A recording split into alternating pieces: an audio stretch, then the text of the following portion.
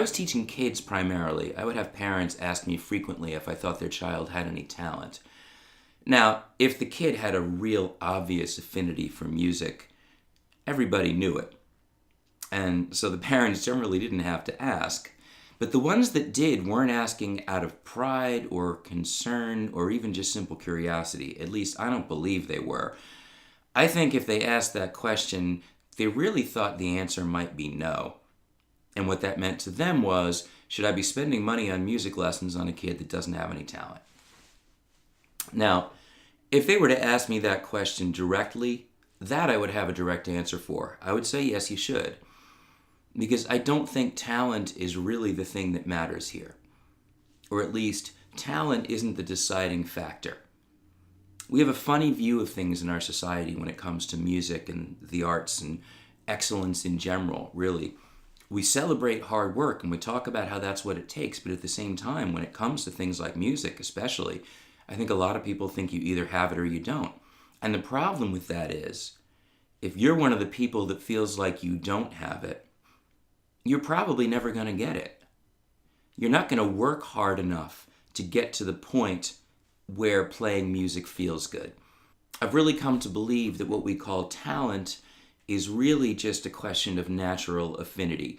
If you have an intuitive sense of the relationships between notes and the way they sound and the way they show up on an instrument, if you have a naturalness with a guitar or a keyboard or whatever else where your body is immediately comfortable with the actions required to make the sound, if you just love the music so much that you become absorbed in it.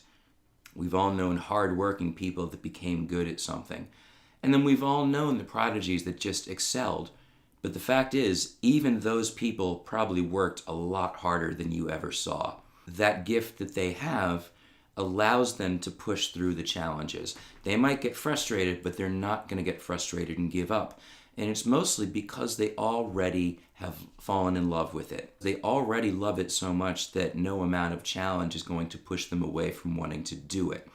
If anything, the challenges might make them want it more. Now, that might apply to you too. What matters here, as far as anybody watching this is concerned, is if you've ever bothered to ask the question of whether you have any talent or natural ability, you probably already think you know the answer. You probably already think the answer is no, and that belief is probably going to limit what you can achieve as a musician. Unless you just decide that natural affinity is one thing, but desire and commitment and motivation are something else. And this is not news. This is nothing you haven't ever heard before. But it really is a factor in terms of your ability to stay motivated. Talent is a wonderful thing. It absolutely is something that we should celebrate, but it's an advantage. It helps, but it's not a requirement. It's not the deciding factor.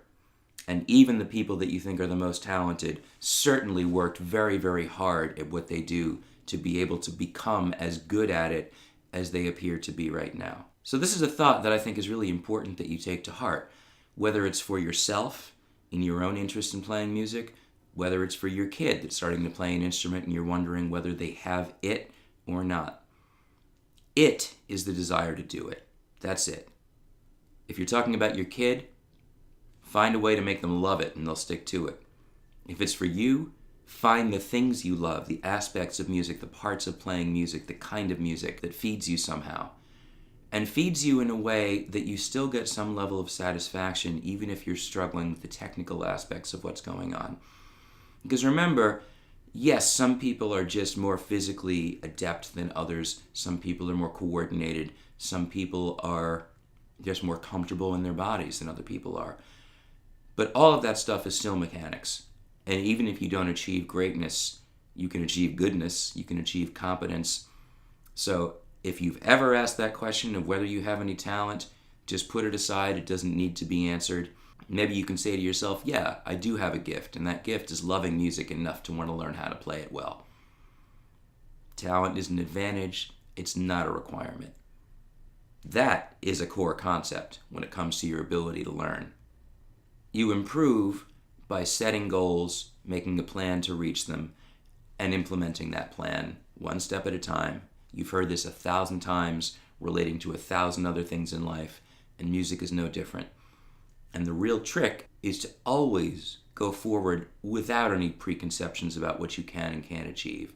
And certainly not worrying about whether you have any affinity for it or not. If you love it, if you care about it, that's what you need. That's enough. The other topics that we're going to cover in this core concept series are going to spell this out in more detail. The things you actually do to make those plans, to follow through and create the things that you want to be able to create. But your own sense of your own potential is so much at the heart of this. So just remember that. It's about what you love, what moves you, and what you want to be able to do, and to not decide that there's an arbitrary limit on what you're capable of accomplishing. Even if there is some factor that's going to keep you from being perhaps as physically skilled as somebody else might be, that doesn't mean that you can't be expressive, that you can't be compelling, that you can't feel really good about what you're doing, that it can't make you feel good and whoever is listening to you feel good, and have them walk away feeling like, that was great. That's all you want. That's all that matters. Please stay tuned and keep watching, because as I said, as we continue through this core concept series, I'm going to talk some more about the specific things that you can do to move forward in this process. Thanks for watching. I'll see you next time.